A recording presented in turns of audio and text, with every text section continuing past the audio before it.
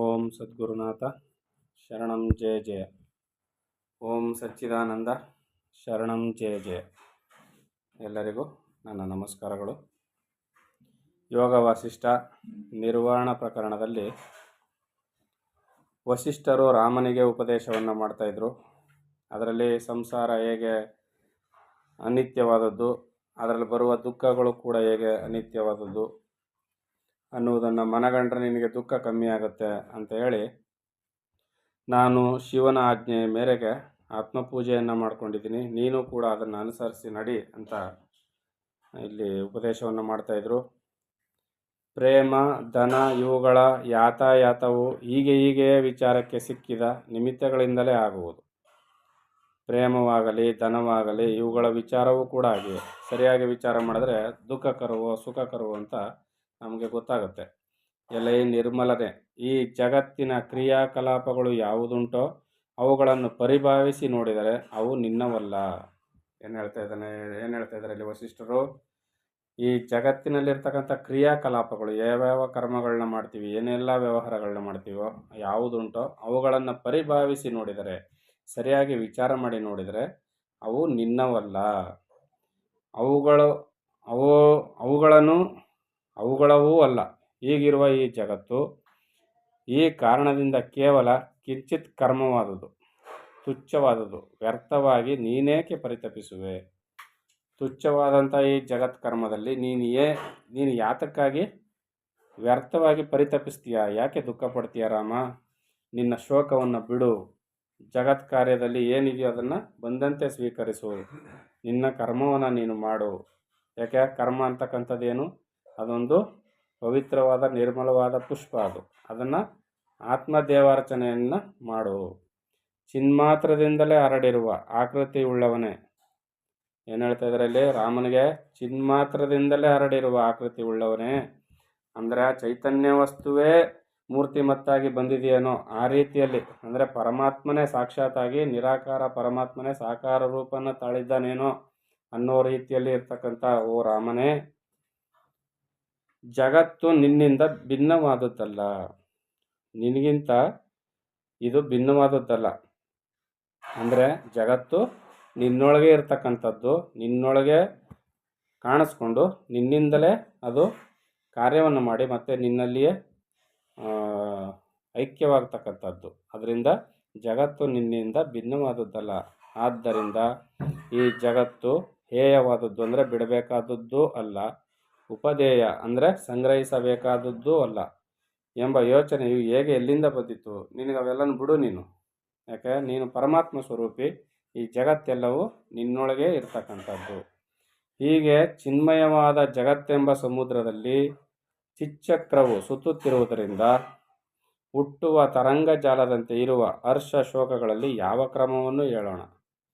ಅಂದರೆ ಚಿನ್ಮಯವಾದ ಈ ಜಗತ್ತೆಂಬ ಸಮುದ್ರದಲ್ಲಿ, ಈ ಜಗತ್ತು ಅಂತಕ್ಕಂಥದ್ದು ಒಂದು ಸಮುದ್ರ ಇದ್ದಾಗೆ ಅಂತ ಅಂದ್ಕೊಂಡ್ರೆ ಅದು ಎಲ್ಲಿದೆ? ಅದು ಈ ಚಿದ್ಘನವಾದ ವಸ್ತುವಿನಲ್ಲಿ, ಈ ಚೇತನವಾದ ವಸ್ತುವಿನಲ್ಲಿಯೇ ಈ ಜಗತ್ತನ್ನುವ ಸಮುದ್ರ ಹುಟ್ಕೊಂಡಿದೆ. ಇಲ್ಲಿ ಚಿತ್ಸಕ್ರವು ಚಕ್ರವು ಅಂದರೆ ಈ ಚಿತ್ತು ಅಂತಕ್ಕಂಥ ಚಕ್ರ ಜಗತ್ತಾಗಿ ಇದೇ ಸುತ್ತಾ ಇದೆ, ಕಾಣಿಸ್ಕೊಳ್ತಾ ಇದೆ. ತರಂಗ ಜಾಲಗಳಂತ ನೀರು ಸಮುದ್ರದಲ್ಲಿ ಅಲೆಗಳು, ತೊರೆಗಳು, ನೊರೆಗಳು ಕಾಣಿಸ್ಕೊಳ್ತಲ್ಲ, ಆ ರೀತಿಯಲ್ಲಿ ಈ ಚೇತನವಾದ ವಸ್ತುವಿನಲ್ಲಿ ಜಗತ್ತುಗಳು ಈ ರೀತಿಯಲ್ಲಿ ಕಾಣಿಸ್ಕೊಳ್ಳುತ್ತೆ. ಈಗ ನೀರಿಗಿಂತ ಅಲೆಗಳು, ನೊರೆಗಳು, ಗುಳ್ಳೆಗಳು ಬೇರೆ ಅಲ್ಲವೋ? ಹೇಗೆ ಬೇರೆ ಅಲ್ಲವೋ? ಕೇವಲ ಕಾಣಿಸ್ಕೊಂಡು ಮತ್ತೆ ಅಲ್ಲೇ ಅಣಗ್ತವೋ ಆ ರೀತಿಯಲ್ಲಿ ಚೇತನ ವಸ್ತುವಿನಲ್ಲಿಯೇ ಜಗತ್ತೆಂಬ ಅಲೆಗಳು, ನೊರೆಗಳು, ಗುಳ್ಳೆಗಳು ಕಾಣಿಸ್ಕೊಳ್ತವೆ. ಅಲ್ಲೇ ಪರಿಭ್ರಮಣವನ್ನು ಮಾಡ್ತವೆ ಚಕ್ರಗಳಂತೆ, ತರಂಗ ಜಾಲಗಳಂತೆ ಇವು ಮತ್ತೆ ಅಲ್ಲಿಯೇ ಅಣಗ್ತವೆ. ಇದರಲ್ಲಿ ಹರ್ಷ ಶೋಕಗಳಲ್ಲಿ ಯಾವ ಕ್ರಮವನ್ನು ಹೇಳೋಣ? ಓ ಅಲೆಗಳು ಹುಟ್ಟಿತು, ನೊರೆಗಳು ಹುಟ್ಟಿತು, ಗುಳ್ಳೆಗಳು ಹುಟ್ಟಿತು ಅಂತ ಹರ್ಷ ಪಡೋಣವೆ, ಅವೆಲ್ಲ ಹೊರಟೋದ ಮೇಲೆ ದುಃಖ ಪಡೋಣವೆ? ಈ ರೀತಿಯಲ್ಲಿ ಜಗತ್ತಿನ ಈ ಸೃಷ್ಟಿ ಕ್ರಮವೂ ಕೂಡ ಅಷ್ಟೇ. ಚೇತನ ವಸ್ತುವಿನಲ್ಲಿಯೇ ಕಾಣಿಸ್ಕೊಳ್ತವೆ, ಅಲ್ಲಿಯೇ ಅಣಗ್ತವೆ. ಇದರಲ್ಲಿ ಹರ್ಷಕ್ಕೆ ಶೋಕಕ್ಕೆ ಕಾರಣವೇ ಇಲ್ಲ. ಯಾವ ಕ್ರಮ ಅಂತ ಹೇಳೋದು? ಇದರಲ್ಲಿ ನಿನ್ನ ಸಂತೋಷವಾಗಿರೋ ಅಂತ ಹೇಳೋ, ದುಃಖ ಪಡು ಅಂತ ಹೇಳೋ ಅಂತ ಇಲ್ಲಿ ವಸಿಷ್ಠರು ಕೇಳ್ತಾ ಇದ್ದಾರೆ. ವಿಚಾರಪರರನ್ನಾಗಿ ನಮ್ಮೆಲ್ಲರನ್ನು ಮಾಡ್ತಾ ಇದ್ದಾರೆ. ನಾವು ವಿಚಾರ ಮಾಡಿ ನೋಡ್ಬೇಕು. ಇಲ್ಲಿ ಜಗತ್ಕಾರಣವಾದ ಚಿತ್ತಿನೊಡನೆ ಏಕತಾನತೆಯನ್ನು ಒಂದು. ಸುಷುಪ್ತಿಯಲ್ಲಿ ಹೇಗಿರುವುದೋ ಹಾಗೆ ಇರುವಂತಹ ತುರ್ಯಾವಸ್ಥೆಯನ್ನು ಒಂದು. ಇಂದಿನಿಂದ ಆ ತುರ್ಯದಲ್ಲಿ ಸ್ಥಿರವಾಗಿ ನಿಲ್ಲುವನಾಗು. ಇಷ್ಟೊತ್ತು ನಾವೇನು ಮಾಡ್ದೋ, ಭ್ರಮೆಗೆ ಕಾರಣವಾಗಿರ್ತಕ್ಕಂಥ ಜಾಗೃತಾವಸ್ಥೆಯಲ್ಲಿ ನಿಂತ್ಕೊಂಡು ನೋಡ್ತಾ ಇದ್ದೀವಿ. ಅದಕ್ಕೆ ಇಲ್ಲೇನು ಹೇಳ್ತಾ ಇದ್ದಾರೆ, ಸುಷುಪ್ತಾವಸ್ಥೆಯಲ್ಲಿ ನೀನು ಏನಿದೆಯಲ್ಲ, ಸುಷುಪ್ತಾವಸ್ಥೆಯಲ್ಲಿ ಹೇಗಿರುವುದೋ ಹಾಗೆ ಇರುವಂತಹ ತುರ್ಯಾವಸ್ಥೆಯನ್ನು ಒಂದು. ಸುಷುಪ್ತಾವಸ್ಥೆಯಲ್ಲಿ ಏನಿದೆ, ಏನೂ ಗೊತ್ತಾಗೋದಿಲ್ಲ, ಗಾಢವಾದ ಸುಖಕರವಾದ ನಿದ್ರೆ. ತುರ್ಯಾವಸ್ಥೆಯಲ್ಲೂ ಕೂಡ ಹಾಗೆ, ಅಲ್ಲಿ ಯಾವೊಂದು ಈ ಭೇದ ಭಾವಗಳು ವಿಕಾರಗಳು ಏನೂ ಇಲ್ಲ. ಅಲ್ಲಿ ಜಾಗೃತ ಸ್ವಪ್ನ ಸುಷುಪ್ತಿ ಮೂರವಸ್ಥೆಯನ್ನು ನೋಡ್ತಾ ಇರ್ತಕ್ಕಂಥ ನಾನೇ ನಾನಾಗಿರ್ತೀನಿ. ಅದರಿಂದ ನೀನು ತುರ್ಯಾವಸ್ಥೆ ಸ್ಥಿತಿಯಲ್ಲಿ ಇದ್ದು ಜಗತ್ತನ್ನು ನೋಡು. ಇಂದಿನಿಂದ ನೀನು ತುರ್ಯಾವಸ್ಥೆಯಲ್ಲಿ ಸ್ಥಿರವಾಗಿ ನಿಲ್ಲು ಅಂತ ಹೇಳ್ತಾ ಇದ್ದಾರೆ. ನಮಗೆ ಜಾಗೃತಾವಸ್ಥೆಯಲ್ಲಿದ್ದುಕೊಂಡೇ ಭ್ರಮಾತ್ಮಕವಾದ ಹಗಲುಗನಸು ಕಾಣ್ತಾ ಇರ್ತೀವಿ. ನಾವು ಹಗಲನಲ್ಲೇ ಕನಸು ಕಾಣ್ತಾ ಇರ್ತೀವಿ. ಜಾಗೃತಾವಸ್ಥೆಯಲ್ಲೂ ನೆಟ್ಟಗೆ ಜಾಗ್ರತೆಯಲ್ಲಿ ಇರೋಕ್ಕೆ ಬರೋದಿಲ್ಲ ನಮಗೆ. ಹೇಗೆ ಭೂತಕಾಲವನ್ನು ಚಿಂತಿಸ್ತಾ ಇರ್ತೀವಿ, ಇಲ್ಲ ಭವಿಷ್ಯತ್ತನ್ನು ಚಿಂತಿಸ್ತಾ ಇರ್ತೀವಿ, ವರ್ತಮಾನದಲ್ಲಿ ಇರೋದೇ ಇಲ್ಲ ನಾವು ಯಾರು. ಅಂದರೆ ಜಾಗೃತನಲ್ಲಿಯೂ ಕೂಡ ಜಾಗೃತಾವಸ್ಥೆಯನ್ನು ಅನುಭವಿಸ್ತಾ ಇರೋದಲ್ಲ. ಅದು ಇಲ್ಲೇನು ಹೇಳ್ತಾ ಇದ್ದಾರೆ, ತುರ್ಯಾವಸ್ಥೆಯಲ್ಲಿ ನಿಂತು ನೋಡು ಜಗತ್ತನ್ನು, ನೀನು ಸ್ಥಿರವಾಗಿ ನಿಲ್ಲುವವನಾಗು ತುರ್ಯಾವಸ್ಥೆಯಲ್ಲಿ ಅಂತ ವಸಿಷ್ಠರು ಅಪ್ಪಣೆಯನ್ನು ಕೊಡ್ತಾ ಇದ್ದಾರೆ. ಇದು ರಾಮನಿಗೆ ಮಾತ್ರ ಅಲ್ಲ, ಇಡೀ ಜಗತ್ತಿಗೆ ಹೇಳ್ತಾ ಇರ್ತಕ್ಕಂಥ ಸಂದೇಶ ಇದು.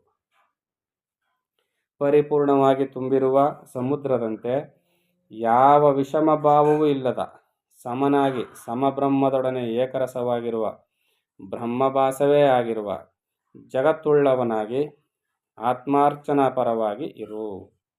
ಪರಿಪೂರ್ಣವಾಗಿ ತುಂಬಿರುವ ಸಮುದ್ರದಂತೆ, ಸಮುದ್ರ ಎಲ್ಲ ಕಡೆಯೂ ಪರಿಪೂರ್ಣವಾಗಿ ತುಂಬಿರುವಂತೆ ಯಾವ ವಿಷಮ ಭಾವವೂ ಇಲ್ಲದ ಸಮನಾಗಿ, ಯಾವ ಎಳ್ಳಷ್ಟು ವಿಷಮ ಭಾವ ಇಲ್ಲದಂತೆ ಸಮನಾಗಿ ಬ್ರಹ್ಮದೊಡನೆ ಏಕರಸವಾಗಿರುವ ಬ್ರಹ್ಮಭಾಸವೇ ಆಗಿರುವ ಜಗತ್ತುಳ್ಳವನಾಗಿ ಆತ್ಮಾರ್ಚನ ಪರನಾಗಿ ಇರು.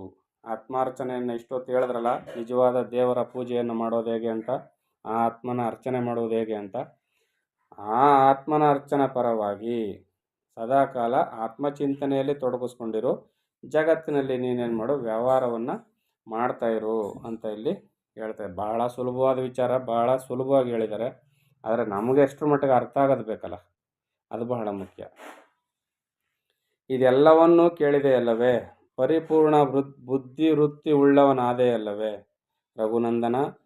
ಇನ್ನು ಏನಾದರೂ ಕೇಳುವುದಿದ್ದರೆ ಕೇಳು. ಹಿಂದೆ ಪ್ರಥಮದಲ್ಲಿ ಕೇಳಿದ್ದುದನ್ನು ಈಗ ಕೇಳು. ನೀನು ಆರಂಭದಲ್ಲಿ ಪ್ರಶ್ನೆಗಳನ್ನ ಕೇಳ್ತಾ ಇದ್ದೆ ರಾಮ, ಈಗ ಇಷ್ಟೆಲ್ಲ ವಿಚಾರಗಳನ್ನ ನಿನಗೆ ಹೇಳಿದ್ದೀನಿ, ಏನಾದರೂ ಕೇಳೋದಿದ್ದರೆ ಕೇಳು ರಾಮ ಅಂತ ರಾಮನಿಗೆ ಹೇಳ್ತಾರೆ. ಅದಕ್ಕೆ ರಾಮನು ಪ್ರಶ್ನೆ ಮಾಡ್ತಾನೆ, ಎಲೈ ಬ್ರಹ್ಮನೇ, ಈಗ ಸಂಶಯವು ಸಂಪೂರ್ಣವಾಗಿ ಅಡಗಿತು, ತಿಳಿಯಬೇಕಾದುದೆಲ್ಲ ತಿಳಿಯಿತು, ಸಹಜವಾದ ತೃಪ್ತಿಯು ಲಭಿಸಿತು. ಮಲ ಅಂದರೆ ಅಜ್ಞಾನ ರೂಪವಾದ ದ್ವೈತ್ವವಾಗಲಿ, ನನ್ನಿಂದ ಬೇರೆಯಾದ ಚೈತ್ಯ ಅಂದರೆ ಇರುವುದೆಂಬ ಭಾವವಾಗಲಿ, ಕಲ್ಪನೆಗಳನ್ನು ಮಾಡುವ ಮನಸ್ಸೇ ಆಗಲಿ ಇನ್ನೂ ಇಲ್ಲ.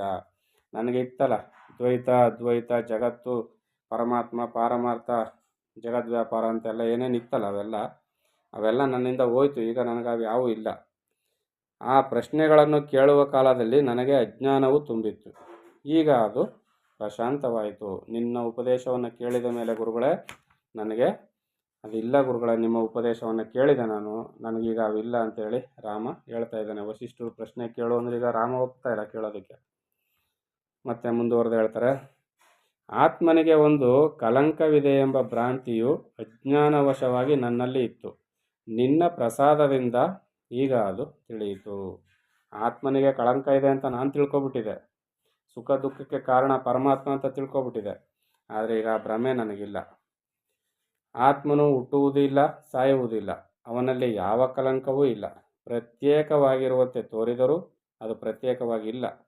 ಸರ್ವವು ಬ್ರಹ್ಮವೇ ಎಂಬ ಜ್ಞಾನದ ಉದಯವಾಯಿತು. ಸಂತೋಷವಾಗಿರುವೆನು.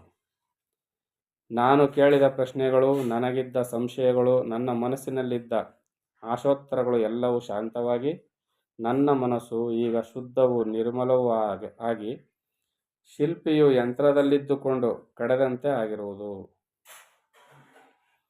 ಸಾಧು ಸಜ್ಜನರು ತಮ್ಮಲ್ಲಿಗೆ ಬಂದ ಶಿಷ್ಯರಿಗೆ ಹೇಳುವ ಸಮಸ್ತ ಆಚಾರಾದಿ ಉಪದೇಶಗಳಲ್ಲಿ ಮೇರು ಪರ್ವತಕ್ಕೆ ಚಿನ್ನದಲ್ಲಿ ಹೇಗೆ ಅಪೇಕ್ಷೆ ಇಲ್ಲವೋ ಹಾಗೆಯೇ ನಾನು ನಿರಪೇಕ್ಷಿಯಾಗಿರುವೆನು.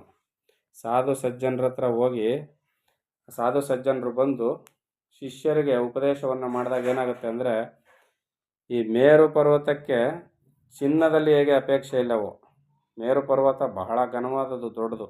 ಅದು ಚಿನ್ನವನ್ನು ಅಪೇಕ್ಷೆ ಮಾಡಿದ್ರೆ ಅದೇನಾಗುತ್ತೆ, ಮೇರು ಪರ್ವತಕ್ಕಿಂತ ಚಿನ್ನವೇ ದೊಡ್ಡದಾಗ್ಬಿಡ್ತದೆ, ಹೌದಲ್ವಾ? ಆದರೆ ಅದಾಗಕ್ಕೆ ಸಾಧ್ಯವಿಲ್ಲ. ಹಾಗೆ ಮೇರು ಪರ್ವತದ ರೀತಿಯಲ್ಲಿ ನಾನು ಆಗಿದ್ದೀನಿ. ಈಗ ನನಗೆ ಯಾವುದೇ ಚಿಂತೆ ಇಲ್ಲ, ಯಾವುದೇ ಕೋರಿಕೆಗಳಿಲ್ಲ, ನಿರಪೇಕ್ಷನಾಗಿರುವನು, ಯಾವುದೇ ಅಪೇಕ್ಷೆ ಇಲ್ಲ ನನಗೆ. ಚರಾಚರ ಸ್ವರೂಪವಾದ ಈ ಬ್ರಹ್ಮಾಂಡದಲ್ಲಿ ನನಗೆ ಆಶೆಯು ಯಾವುದರ ಮೇಲೂ ಇಲ್ಲ. ಅದೇ ಯಾವುದಾವುದೂ ಇಲ್ಲ, ಹೇಯವಾದದ್ದೂ ಇಲ್ಲ, ಅದೇಯ ಹೇಯ ಎರಡೂ ಅಲ್ಲದ್ದೂ ಇಲ್ಲ. ಇದು ಬೇಕು, ಇದು ಬೇಡ, ಇದು ಒಳ್ಳೆಯದು, ಇದು ಕೆಟ್ಟದ್ದು, ಯಾವ ವಿಚಾರವೂ ಈಗ ನನಗೆ ಇಲ್ಲ.